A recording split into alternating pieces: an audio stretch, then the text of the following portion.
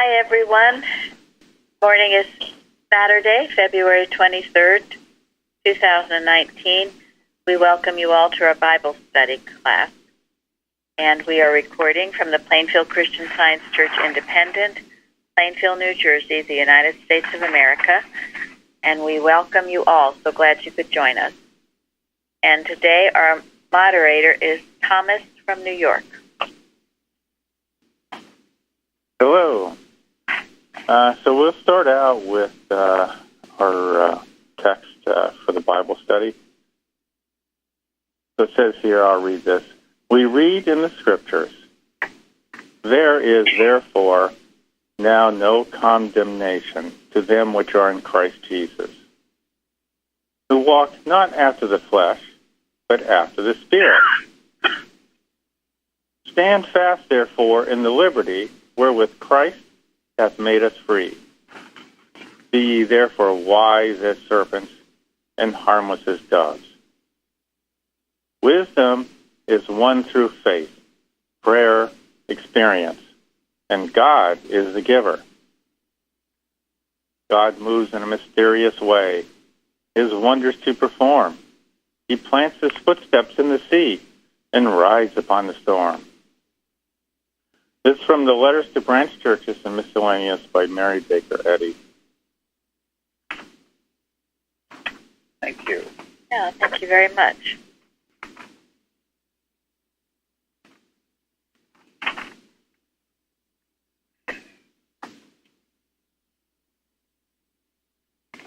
Do I have some thoughts about what this means to them? Or? Well, it's good insight into how we gain wisdom. Through first have faith. I like that God moves in a mysterious way, his wonders to perform. Because sometimes it seems like, well, did he hear me? But in some way he's working. So I like to stay with that. It reminds me of an amusing thing. We knew someone growing up who always said God moves in a mischievous way. Got their words mixed up.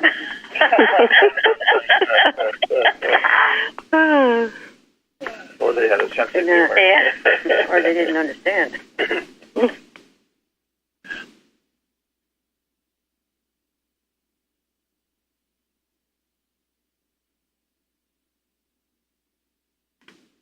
Well, and wisdom comes from God, no other place.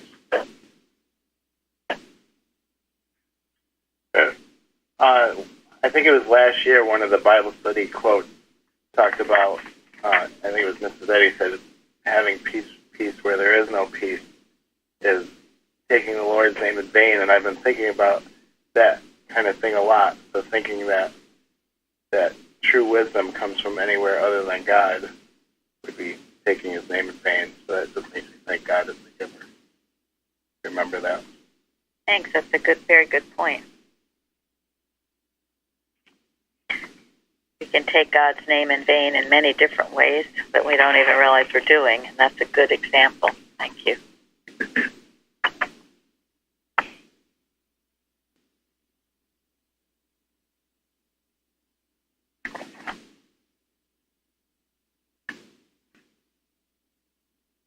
Anybody else?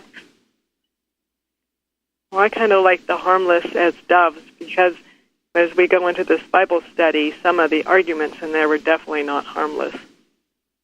We need to be harmless and not put stones on people. Is that what they say? Like rolling a stone on the heart. Yes. Thank you. I like staying fast. That's what I need to do. Mm-hmm. I like to be wise as serpents.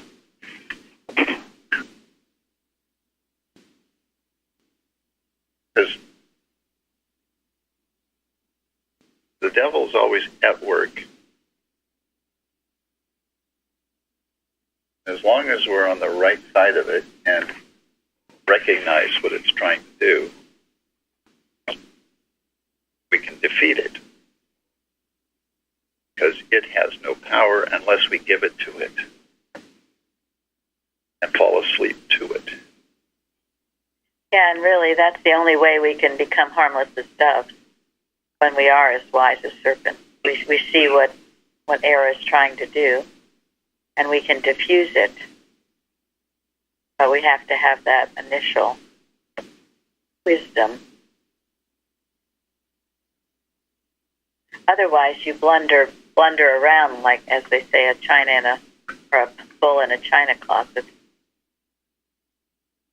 And you will do stupid things like Linda mentioned, roll a stone on someone's heart because you don't have the wisdom to see what your words may do to someone.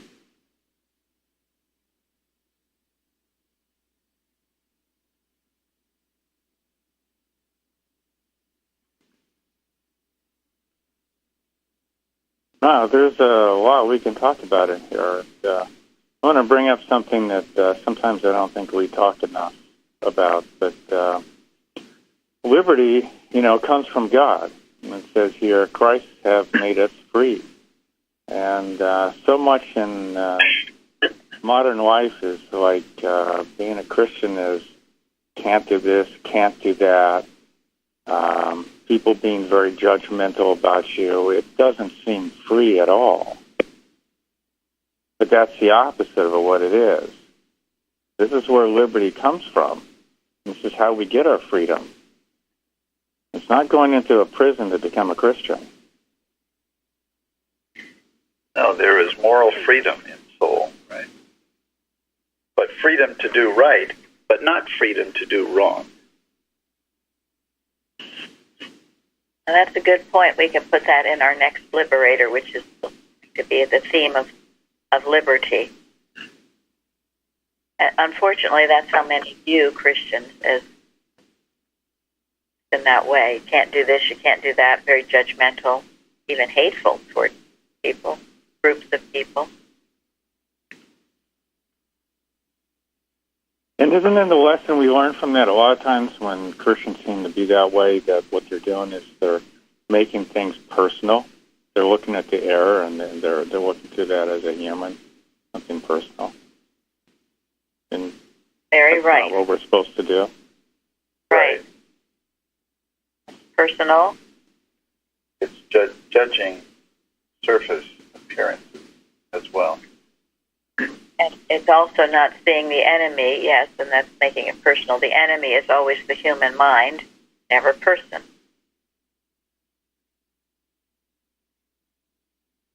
And that is a solution to how we love, right? That's correct. Yes. Because that's an issue. That's a difficult one for a lot of people, whether they call themselves Christians or not. They will personalize error, and then they get down in the mud and do sometimes really horrible things. Yeah, because they see it as a gender or as a race or a nationality, rather than seeing it impersonally as animal magnetism, which is what it always is. If it is an expression of the carnal mind.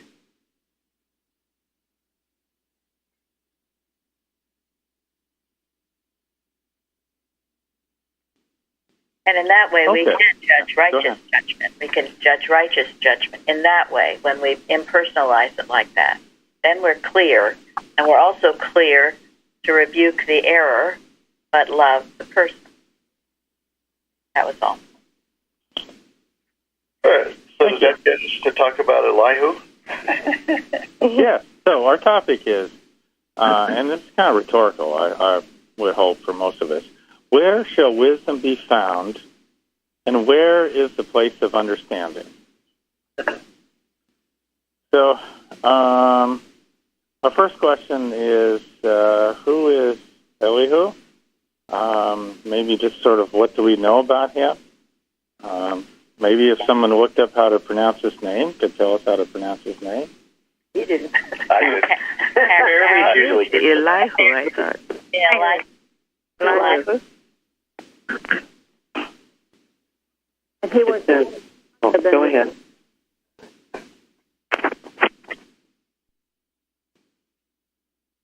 Who was speaking?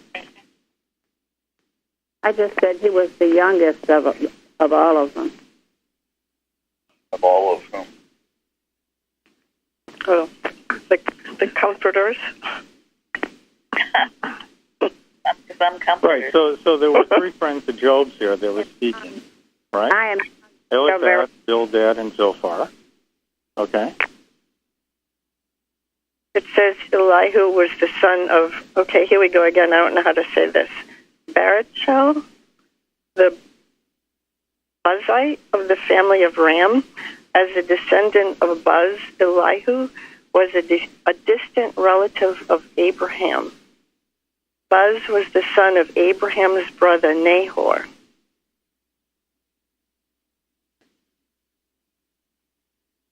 It says, Elihu spoke to Job as a true friend. Elihu exalted God. Only by God's Spirit was it possible for Elihu to evaluate matters correctly. And Elihu told the truth to Job, where the other ones just condemned him.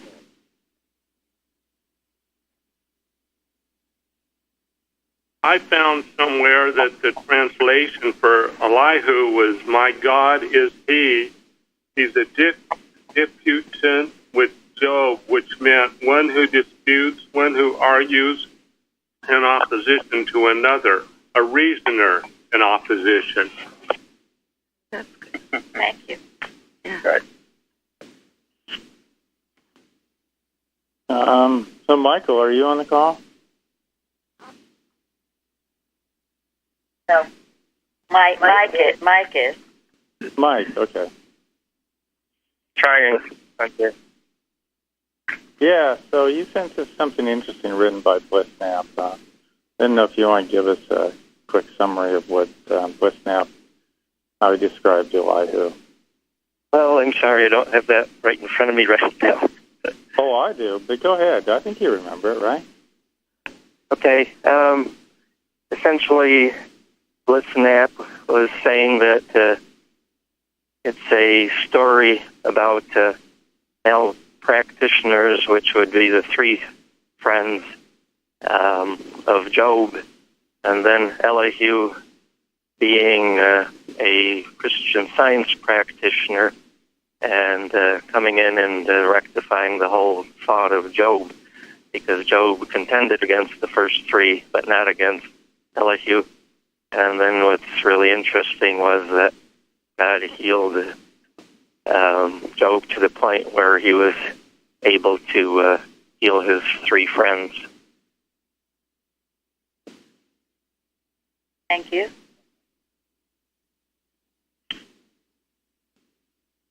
Yeah, not to get too much into Bible commentary on Elihu, but you know, if you read, there are a lot of people who seem to have different opinions as to what kind of person he was. So it's kind of confusing for us sometimes as to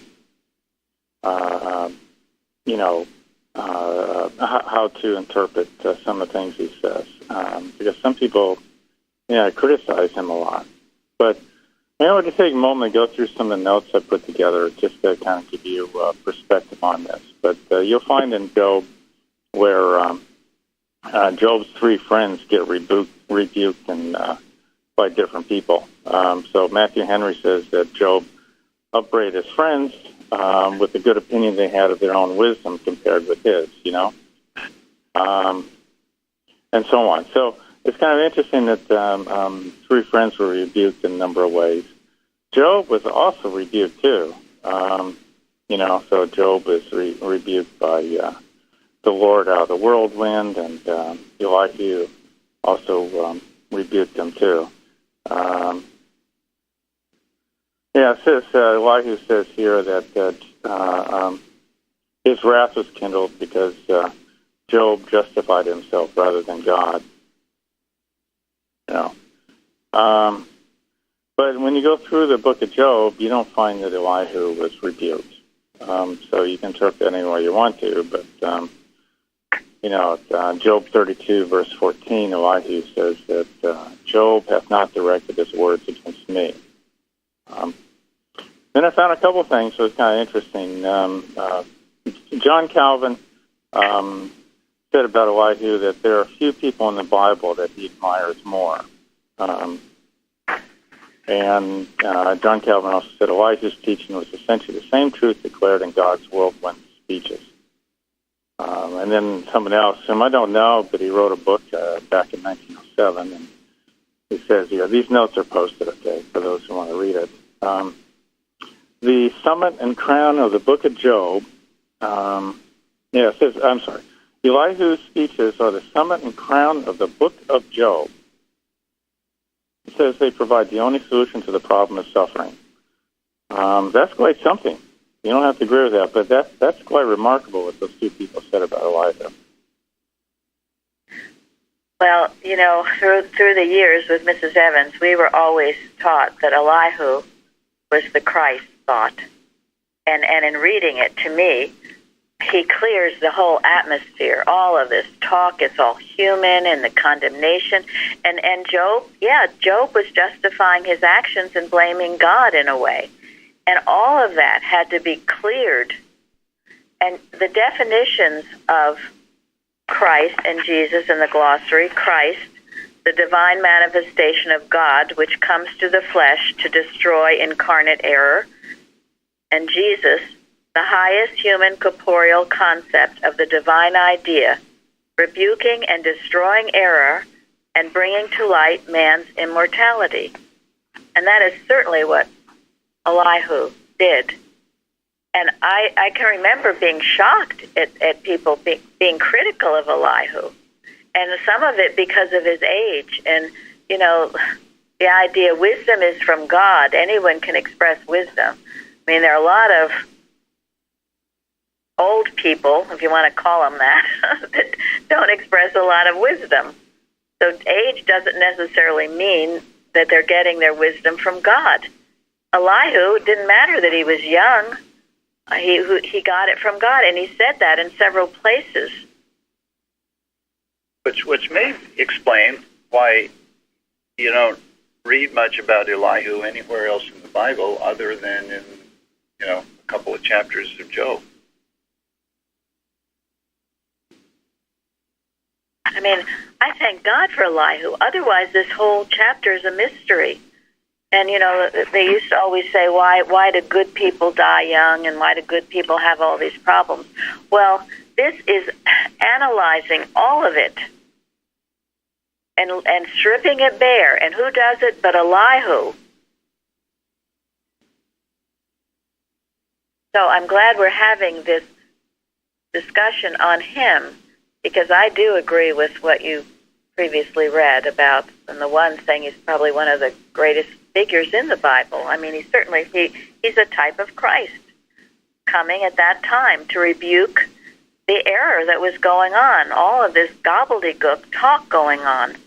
And yet even then, though, even to me, as clear as it is, he gets criticized, because heaven forbid, nobody likes rebuking, and he was a young, arrogant guy, and here he's rebuking these other older people and Job, and who the heck is he? And so it ever will be. No one likes the rebukes, but they have to be given to clear the air. The atmosphere was loaded in human sympathy and condemnation and false representation of who and what God is and who and what man is as his image and likeness. Mary, I found this on the web. Elihu's life and speech offer many insights for today. First, he dealt with the real issues of the situation rather than looking at the situation from a human perspective. Second, he emphasized God and his greatness rather than focus on a human response to problems. And third, he responded with respect, allowing others to speak first before offering his own response. Thank you, Elsie. Yeah, thank you. Yeah, remember, it was a custom of the time that if you weren't 30 years old, you weren't welcome to speak in public or in the in the synagogue, in the temple. And he wasn't 30 yet, but he still he was raised properly. He obviously had a really Christly mother.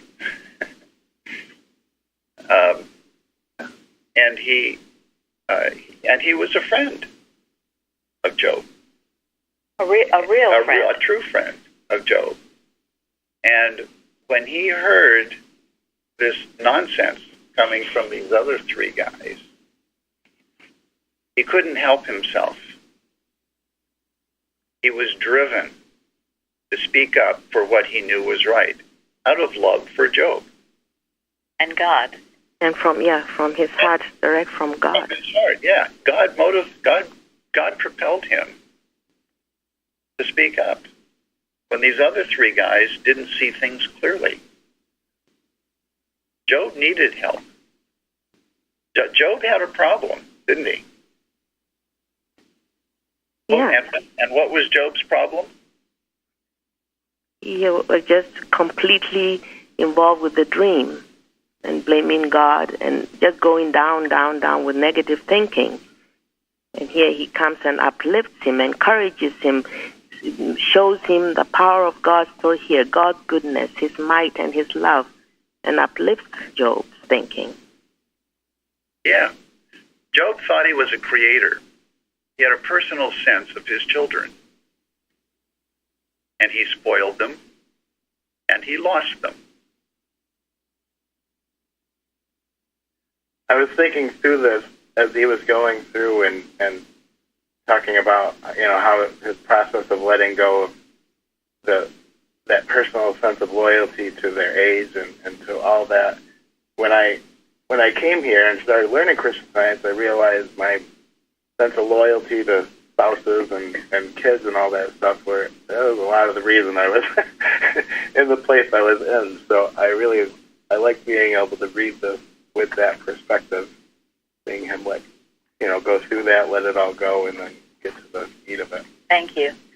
Yeah, and with his children who were sinning, he tried to cover it all up and make it nice rather than let it come out and have them learn their lesson.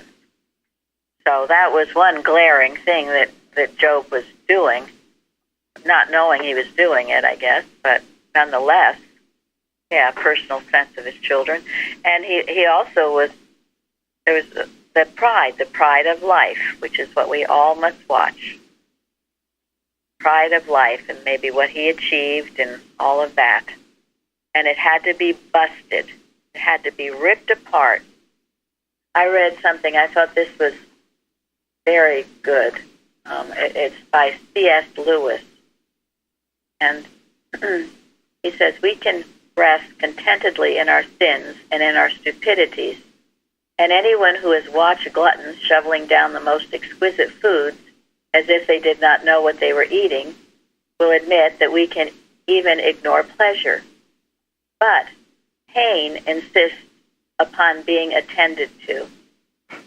God whispers in our pleasures, speaks in our consciousness, but shouts in our pains. It is a megaphone to rouse a deaf world. And boy, is that true. If you don't get it one way or another way or one way or another way, pain usually gets your attention. Suffering or science. Suffering or science. And it doesn't just happen overnight. As I said, you work on this for a long period of time with all your personal sense of things, your wrong concept of God and of yourself. You've been cultivating that. And then eventually this is your body protesting it. And then it seems a lot harder to have to deal with because you've let it go for a while. But it still can be dealt with. Treatment for Pain by Kimball. I know what you are. You're a belief of life in matter. And you've been indulging in that belief. And so now you're having the pain of it. because that's where it always goes. Why? Because you're disobeying the first commandment. But then you can say, I'm not going to bow down to this. I am spiritual and therefore immune. But you got to unwind a few snarls that you've indulged in. And then pain will go, because it is not the truth. The lesson says it clearly. And once you learn the lesson, you will no longer need pain to wake you up. Yes, and that's the science part of it.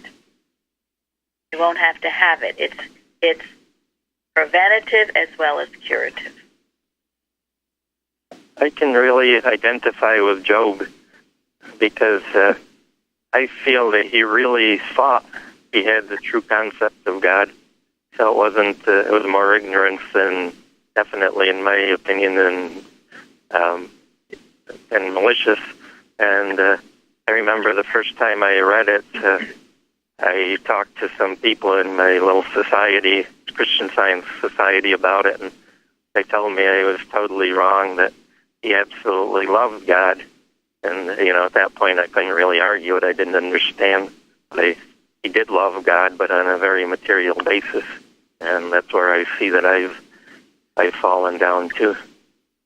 Well, that's very true. Thank you, Mike. I think you're right, Mike. Job was a, quote, very good man.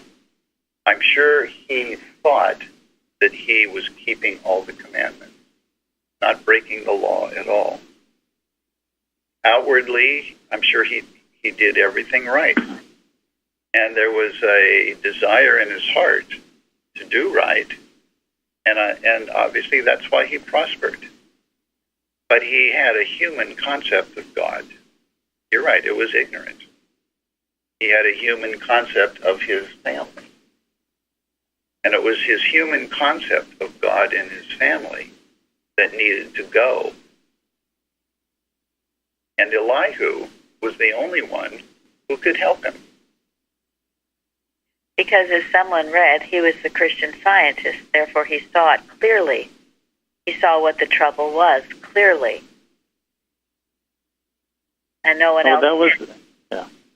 That was Mike, and we appreciate that he found what Snap wrote about Job. Well, actually, probably taking it with other things I've read from Snap, because he did say that he was a true Christian Scientist, and well, that would make him a practitioner also. So he did see it clearly.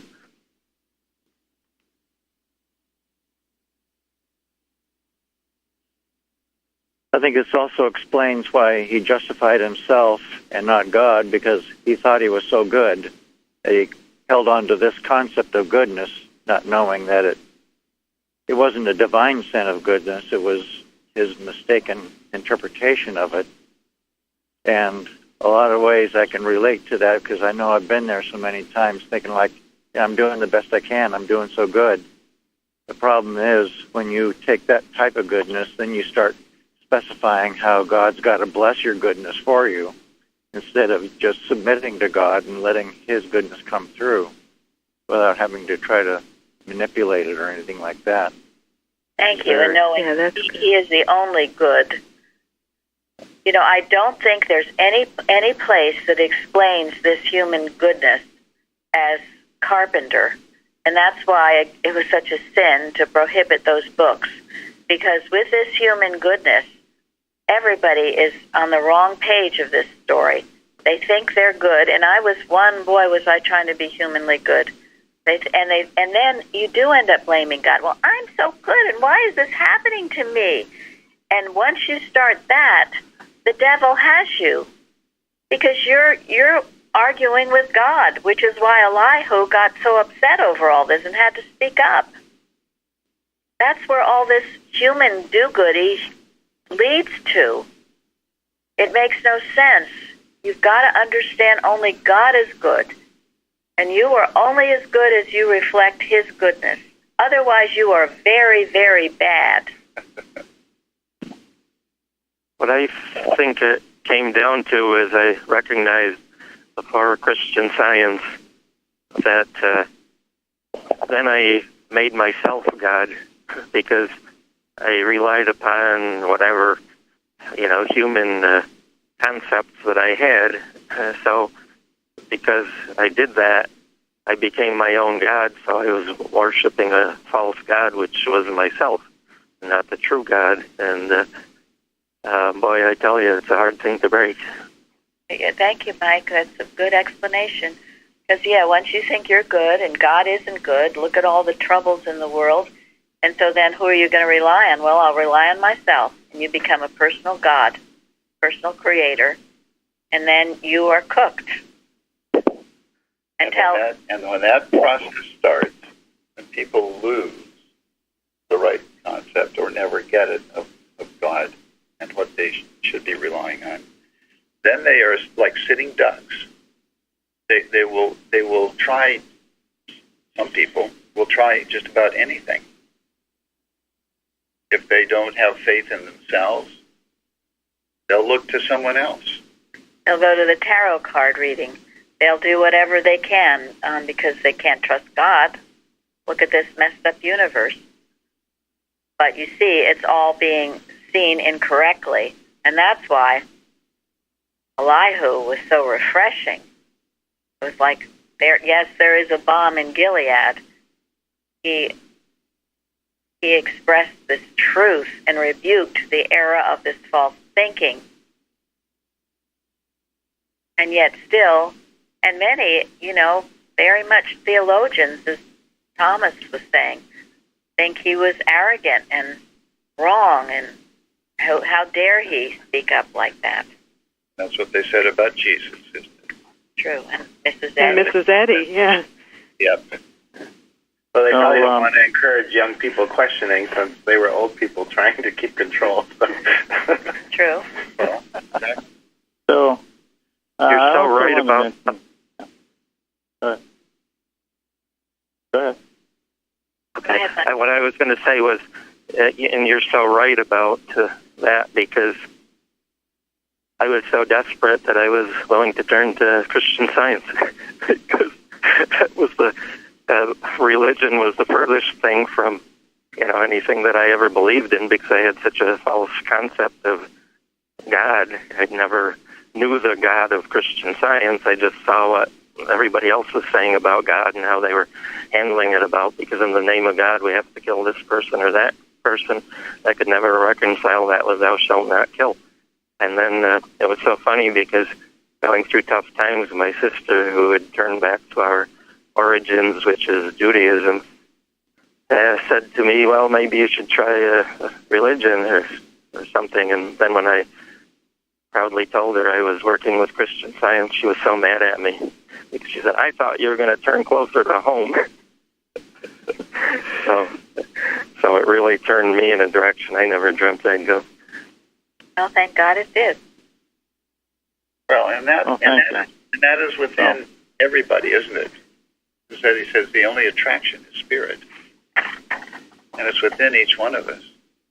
We can expect the truth to work. It's not like we have to talk anybody into Christian Science or into anything. If we live it, give it freely to those who are open to it, our lives will be the most influential sermon that a lot of people will ever hear. They will naturally be attracted to what is right, because that's what God made. That is what is real. This other stuff is it's a bad dream. And Elihu says God is greater than man. Why dost thou strive against him? For God speaketh once, yet man perceiveth it not. And then he says, in a dream, in a vision, when deep sleep falls upon men on their bed, then he openeth the ears of men and stealeth their instruction, that he may withdraw man from his purpose and hide pride from man.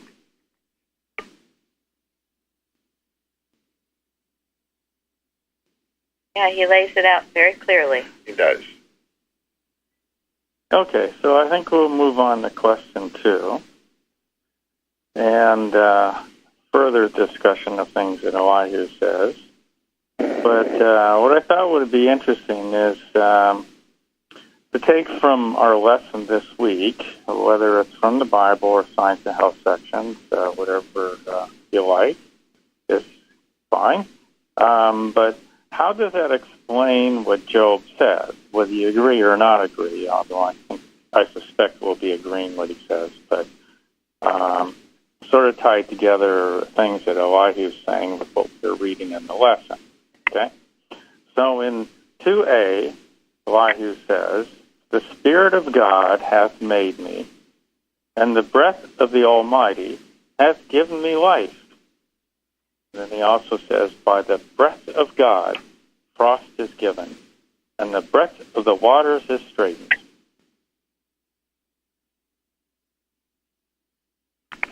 So what do we find in the lesson that would help us understand that?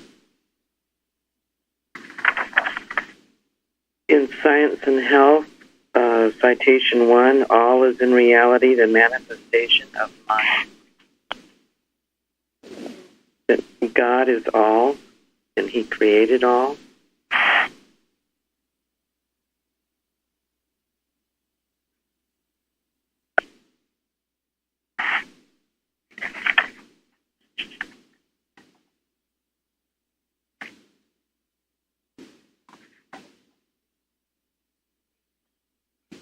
What else did we find?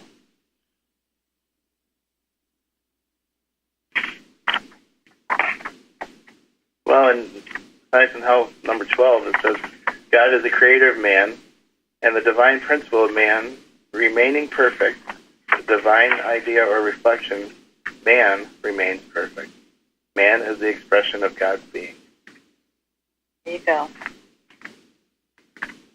So it's bringing out the fact that, yes, Elihu was a Christian Scientist. Getting it directly from the textbook. And our lesson on mind is the creator. Man is not a creator. Job is not a creator. And it's those truths that heal the situation, that he was a personal creator and that he created these children that he was trying to protect even though they were sinning. These are the truths that cut through that. These are the truths that will cut through our problems when we think we're personal creators and have pride in our children and then have shame in our children and then try to cover their sins. It's all a human personal sense of God's creation. Once you know God is the creator, that frees you to think clearly about the problem, whatever that might be. How about the first citation in Science and Health? The starting point of divine science is that God's Spirit is all in all, that there is no other might nor mind. That's right.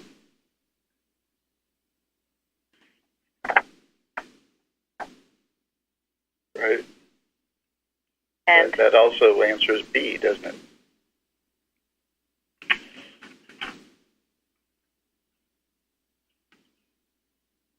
And C.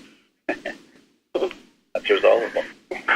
Because that's the point. It answers all the questions. Yeah, I mean, it goes on. I mean, the lesson's full of this, you know? All is mind. God is omnipotence, omnipresence, omniscience. All power, all presence, all science. All is in reality the manifestation of mind.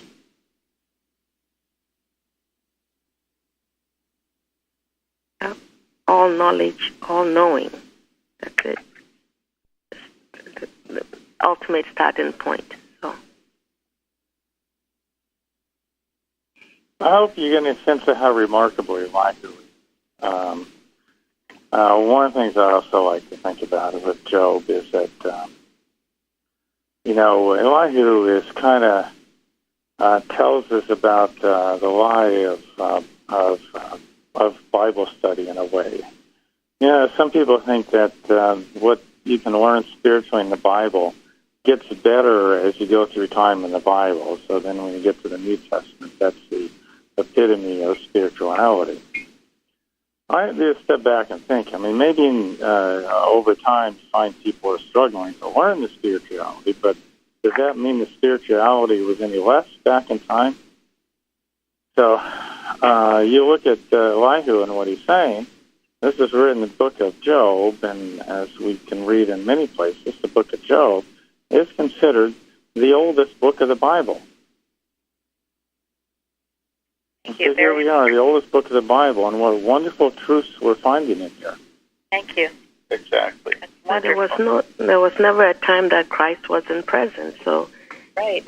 It's a mistake to think it's not in the Old Testament.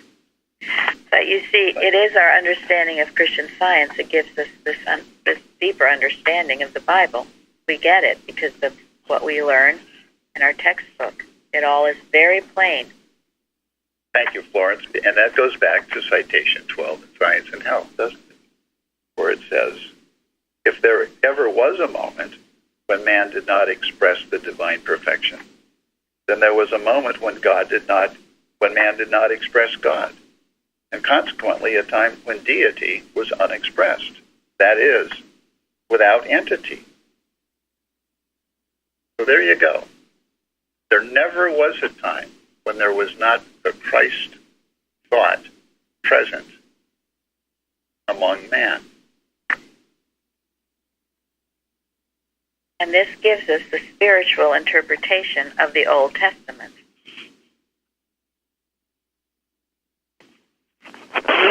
Bible study really made me appreciate Mrs. Eddy and all she went through during her time when bringing the science out. Bignell Young calls it the science of oneness, which I thought was beautiful. And Martha Wilcox said that one of the things Miss Eddy was up against was that her science, like Jesus, made you one with God, and the theologians of her time hated that. And here she came and gave her whole life with goodwill to give people an answer to what we see in Job, the injustice and suffering. And in Hawthorne House, I don't remember the full title, I'm at a part in the book where the story's talking about the fight she had against the clergy in her day. And to me, it's almost even like these arguments, the same arguments that Job was hearing. Yeah, and what is the arguer? The human mind is how I interpreted it. Exactly. And the Pharisees were furious with Jesus for claiming he was one with God. You'd think they would learn, at least get a clue. And yet, Mrs. Eddy healed how many hundreds, thousands of people? Proved the validity of the science. Jesus healed how many hundreds or thousands of people to prove the validity of his teachings. And the proof of Elihu is when he finished with Job, Job changed. He was a new man. He repented. Yeah, that's what's so great. Job got it. That's remarkable, isn't it, how Job changed? It is. It is. And he prayed for others, and that helped him a lot. He prayed for others, and he prayed for his friends. He prospered. All the more. He lost nothing, really. Everything was restored and more. That's right. He got it.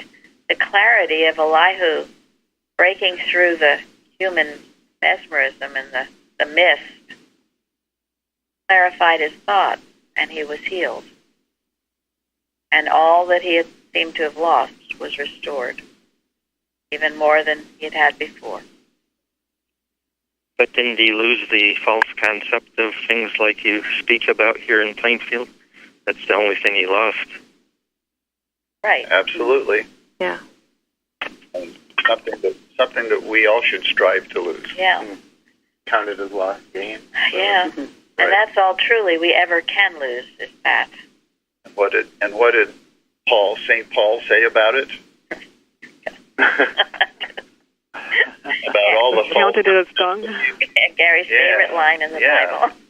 He was so glad he lost it because he saw that it was no better than dung. Yeah, just an anchor pulling you down. Mrs. Eddy says in the beginning of the chapter, Genesis, scientific interpretation of the scriptures properly starts with the beginning of the Old Testament, chiefly because the spiritual import of the word and its earliest articulations often seem so smothered by the immediate context as to require explication, whereas the New Testament narrative are clearer and come nearer to the heart. And then she adds, I'm going to just read a part of this line because it's so true. Jesus illumines them. So that's why I think that people have a harder time understanding them, because of the beautiful way that Jesus illumined them, and we're so grateful to have Mrs. Eddy illumine what he had told us. Thank you very much. So I think Gary and Mary have been saying some of what we're saying is answering question 2B. So I'll read this and we can move on to this. You have more to say on this. So it says here, for the ear trieth words, as the mouth tasteth meat. Then Elihu says, he openeth also their ear to discipline.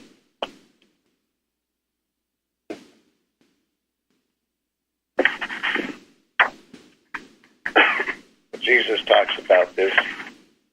Suddenly, when parables asked him, or the disciples asked him why he speaks in parables. I speak to them in parables because they see not, and hearing, but hear not, neither do they understand. For their heart is waxed gross, and their ears are dull of hearing. Their eyes they have closed, lest at any time they should see with their eyes, and hear with their ears, and should understand with their heart, should be converted, and I should heal them. In other words, if our heart is closed, what we see with our eyes and hear with our ears is going to deceive us. They physical sight, the physical hearing, will never help us to see or understand what is true.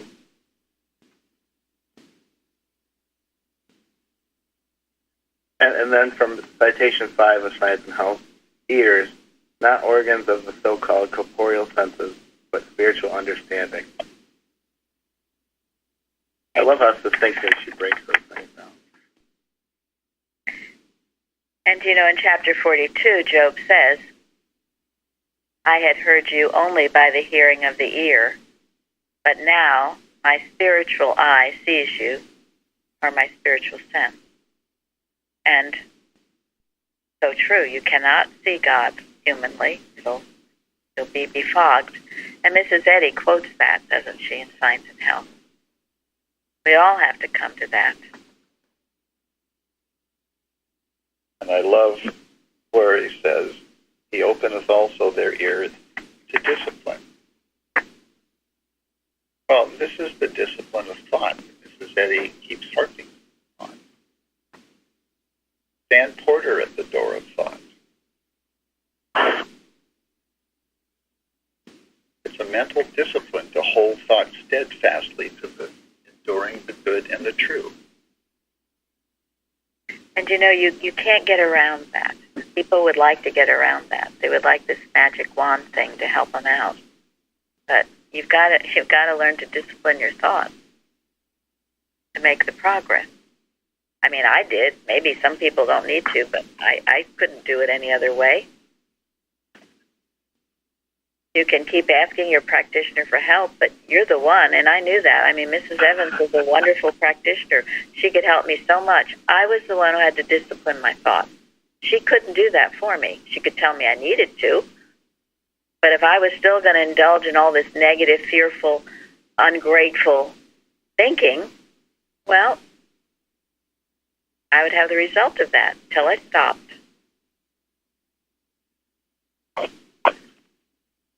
Wasn't that also because of, I'll term it as old theology, that you had learned? Because, I mean, that's what I think is harder to overcome than being just purely ignorant, is all my concepts of what Christianity was. Yes, and that's why we have all these lessons and why we talk about it week after week after week, because it isn't always an easy process. And a lot of this stuff seems to be part of our makeup. And so week after week we have these classes to comb through our thinking and to get rid of these old concepts. And some of them, they don't die easy, as they say. So you have to be alert and vigilant. We talked about last week, vigilance, promptness, perseverance. This work gives us plenty of employment. Yes, plenty of employment, Mrs. Eddy. Warfare with oneself is grand. That is why we conduct our Sunday school with a teleconference number, so that we can let children anywhere in the world attend the Sunday school, so that early on they can get the right concept of Christianity, so they don't have to suffer so much. This is such a great lesson for Sunday school, and I thank you, everybody who's contributed. It's just perfect for what I needed today. Because the good things that we learned earlier stayed with us, and it's good today. So. Yeah, and that's why, why Jesus loved the little children. And when I went to some of these churches trying to find Christian Science, I just found the human mind. I realized that. Well, and good for you that you recognized it. Yeah, I just couldn't make any sense of it, really. I knew science and health was the truth. I mean, when I read that, I was thrilled. But going to the churches, I mean, I just couldn't get anywhere. Thank you. That must always be our compass, our guide. Doesn't measure up to that, then it's not right. It's false teaching. It's been said that Christian Science works, that you have to operate. Who said that? I'm not sure. I'm not sure I heard that. Can you repeat, please? Yes, say it louder. It was said that Christian Science works, but we have to operate it. And that's the truth. We have to use it. Right. You have to use it. I've heard that. Mm-hmm. Yeah, I think Not that's magic. It's not. No, it's not. Repeating and defeating. Repeating and defeating. Yeah, that's why this story ends with like real results. It wasn't wishful thinking. It wasn't feel good stuff. Job actually changed, and good things happened. And he was certainly ready to change too. He had been beaten up enough. He was very much on his knees and ready. He was the vessel empty, not the vessel full. That's what proves it's a science to me, that it's repeatable. That we can learn these things and we can find those results for ourselves. Not just a lucky few. Well, yeah. No, that's so true. I mean, if Christianity is not scientific, what good is it? What's the point? And I think that is why, Mrs. Eddy said that future generations, this is a paraphrase, will make strong demands on religion. And it's also why many people are leaving religion, because what good is it? It's not practical for them. It's just a bunch of theories, words, yeah. And so why bother? They feel like they get more God in climbing a mountain on Sunday morning than in going to church. And that's unfortunate. And this is where science has to fill the void. I was amazed. I came to Plainfield, to find all these books that the early workers had written. That was such a wonderful thing. Well, we were amazed when we were going through the law case, being sued by the board of directors, that the one by one the books were given to us. There, people showed up and said, "Here, this will help you," and boy, were they right. Those are the books that the board of directors refuses to acknowledge as, quote, authorized literature.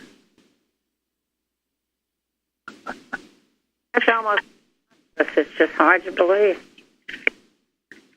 I know, and as I said, that teaching of Carpenter, and it is in Mrs. Eddy too, but the difference between God good, the divine goodness, the only goodness, and human goodness, has mankind so mixed up right now, and arguing for the human goodness, which is... And looking in the wrong places for solutions to our problems. Yeah. Ultimately, it is just as bad as human badness. It's human. Human is not good, ever good. It's selfish. It is. It's selfish. Selfish. A lot of it's ignorant. It's not necessarily malicious. Oh, no. Very often it isn't. It's their highest sense of right. It is ignorant. But it is self-centered. Yeah, because ultimately they're doing it for themselves rather than to really help the other person.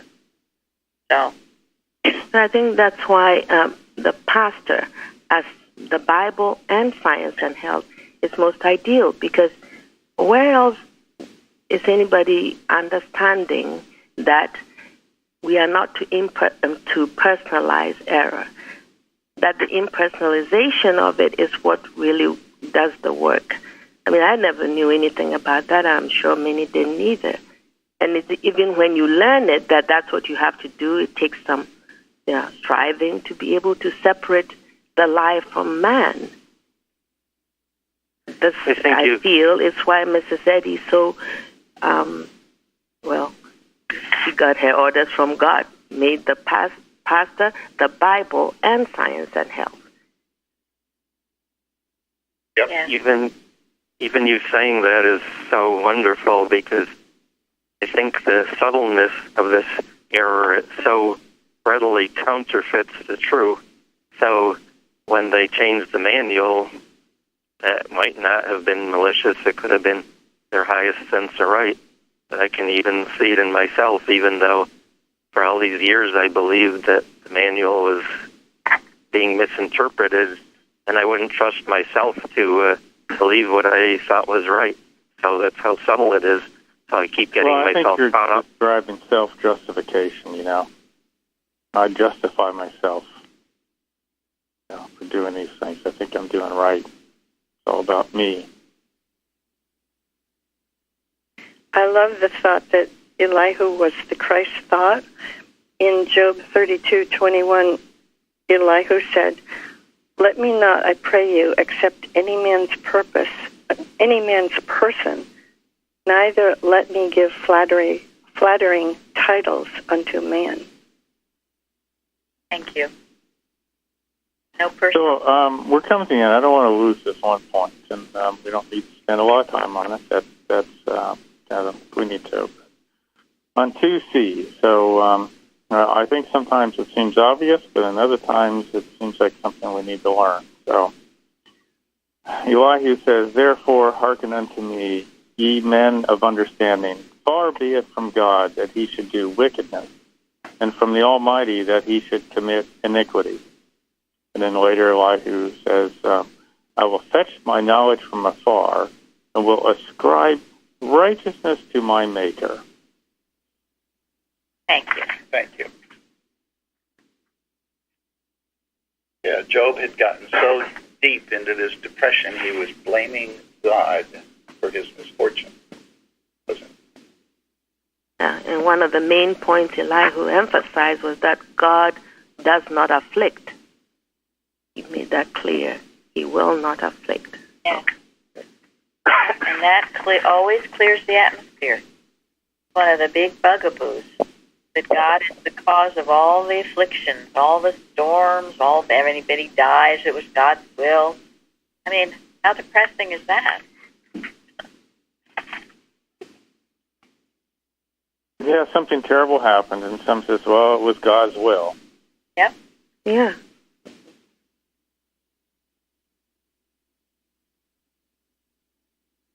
Oh, he's busting that myth. Again, clearing this heavy, heavy atmosphere that was made by the Job and his friends. Wrong interpretation of life, but a very common one. And that second verse from this question, Elihu saying, "He'll fetch his knowledge from afar and will ascribe it to my Maker," this goes back to the initial quote, that wisdom, that God is the giver of wisdom.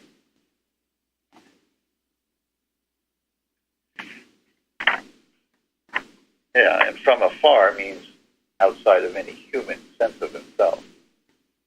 It's not like God is a long, long ways away.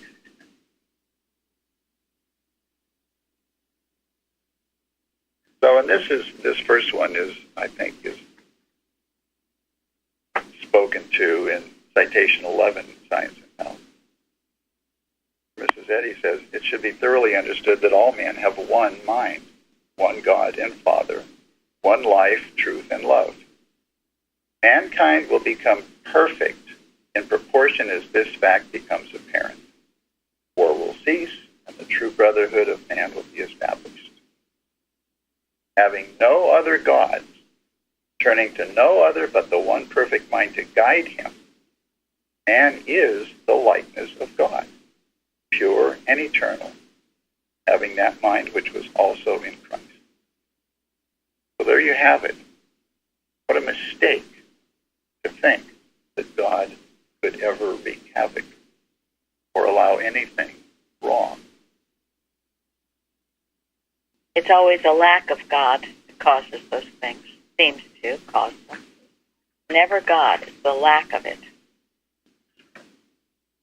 And how important to know then that God is with us. This mind is our mind, where he expresses, he that is perfect in knowledge is with thee, not somewhere far away. Right. And then the only thing that we have to do is to allow that mind to guide us. And what a way to be harmless as doves, to really take that in and understand it, and then war will cease. I didn't understand harmless as doves when I first came here, but I'm glad it's coming around. Yeah. Right. It starts with us. Let there be peace on earth, and let it begin with me. It has to start with each one of us individually, seeing, letting God guide us, and then seeing everything correctly. He made it. I am so very grateful for every weekly Bible lesson that I know on Saturday morning I can join and listen to all the truth and know that whatever I'm needing will be supplied. So thank you all so very much. Thank you, Debbie. You're welcome. Thank you. Thank you also very, very much. It was wonderful. Welcome. Well, it was very inspired to take up Elihu, Thomas. Very, very. Yeah, thank you, Tom. Yeah. Thank you. Thank you very much. Thank you. Thank you, Thomas. Thank you. Wonderful. Have a Thank good you so much. Saturday.